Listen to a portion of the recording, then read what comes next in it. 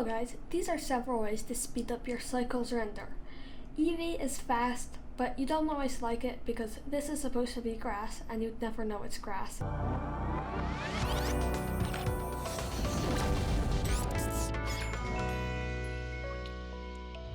Until you switch to Cycles, and then it's much better, but then your CPU's fans start blowing like mad and it's slow and it's no fun. But there are a few ways to speed it up.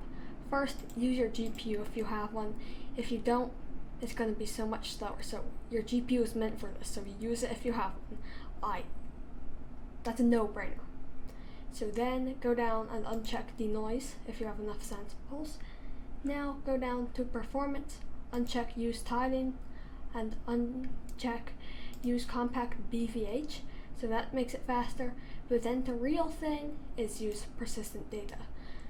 All of this will increase your RAM usage though, so if you don't have much RAM, don't do any of this, it's not a good idea.